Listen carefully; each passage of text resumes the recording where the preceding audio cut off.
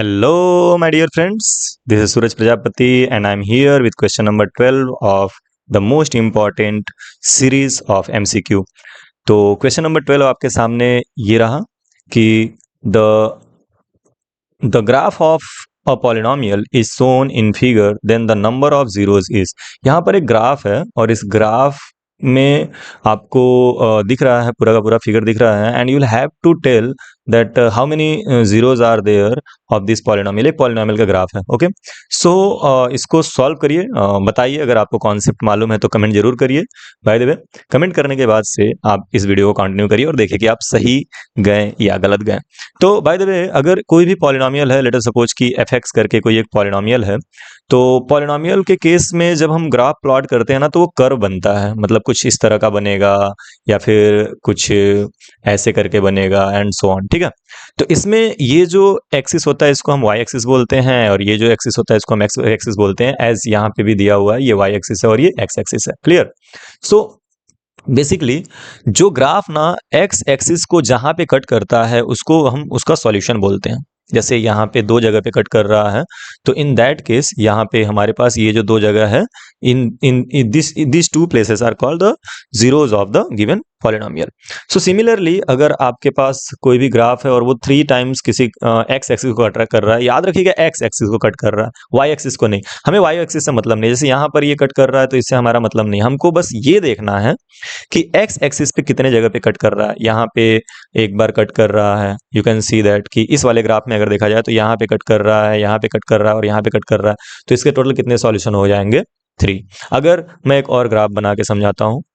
अगर सपोज कर लीजिए हमारे पास एक ग्राफ है कुछ इस तरह से, और यहाँ पे यूं करके ऐसे ऐसे कट करके ये ऐसे कट कर रहा है, और कोई पूछता है आपसे कि how many zeros are there of this polynomial, तो आपका आंसर क्या होगा? तो आप काउंट करिए। देखिए, पहला पॉइंट यहाँ पर है, this point is point where the curve is cutting X axis. Second point यहाँ पर है जहाँ पे ये कट कर रहा है। थर्ड पॉइंट यहाँ पर है, और फोर्थ पॉइंट यहाँ पर है, और 5 पॉइंट यहाँ पर है। सो 5 डिस्टिंक्ट पॉइंट पे, 5 अलग अलग पॉइंट पे यू कैन सी कि ये कट कर रहा है। पहला पॉइंट, दूसरा पॉइंट, तीसरा पॉइंट, चौथा पॉइंट और पांचवा पॉइंट। तो इसके टोटल कितने सॉल्यूशन हो जाएंगे? 5 सॉल्यूशन। एक और एग्जांपल दूंगा, उसके बाद से आप खुद से इसको कर सकते हो। सपोज करो कि एक ये वाई एक्सिस है और ये एक्स एक्सिस है, और कुछ इस तरह से ग्राफ है।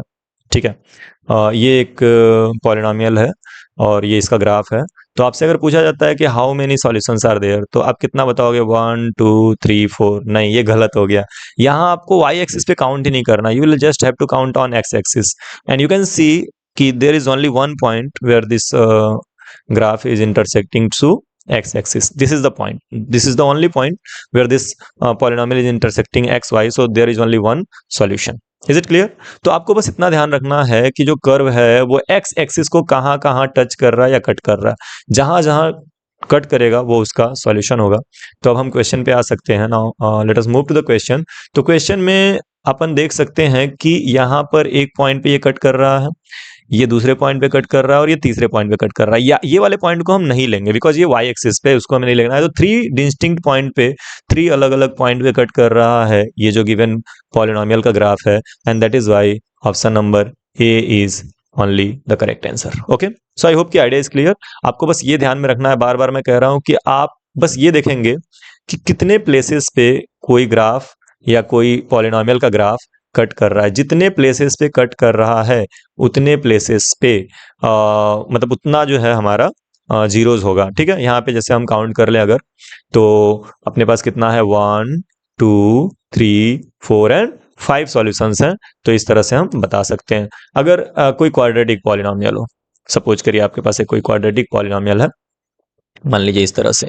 ठीक है, और ये यूं ऐसे बना हुआ है। तो क्वाड्रेटिक पॉलिनोमियल का ग्राफ कुछ इस तरह से बनता है। तो उस कंडीशन में how many zeros are there, तो यहाँ पे 2 जीरोज होंगे, ये 2 जीरोज होंगे। ओके, सो आई होप कि ये आपको समझ में आया होगा और आपने किया भी होगा। Now let us move to the question number 13, जो हम अगले वीडियो में डिस्कस करने वाले हैं। तो इस पे बात कर लेते हैं थोड़ा सा। ये है आपका क्वेश्चन नंबर 13, और क्वेश्चन है कि which of the following is a polynomial. Very easy question, but समझना है और इसको करना है। तो कौन सा इसमें से पॉलिनोमियल है, इज अ पॉलिनोमियल, कौन सा इसमें से पॉलिनोमियल है, ऑप्शन ए या ऑप्शन बी, ऑप्शन सी या ऑप्शन डी। तो अच्छे से ऑब्जर्व करिए और कमेंट बॉक्स में अपना आंसर जरूर छोड़ दीजिएगा। साथ साथ में पॉलिनोमियल होने के लिए जो शर्त होती है, जो कंडीशन होती है, जो क्राइटेरियाज होती हैं, उसको जरूर लिख दीजिएगा। तो मिलते हैं इसी क्वेश्चन के सॉल्यूशन के साथ नेक्स्ट वीडियो में। तब तक के लिए बाय बाय, टेक केयर, खूब पढ़िए और बोर्ड में धमाल मचा दीजिए।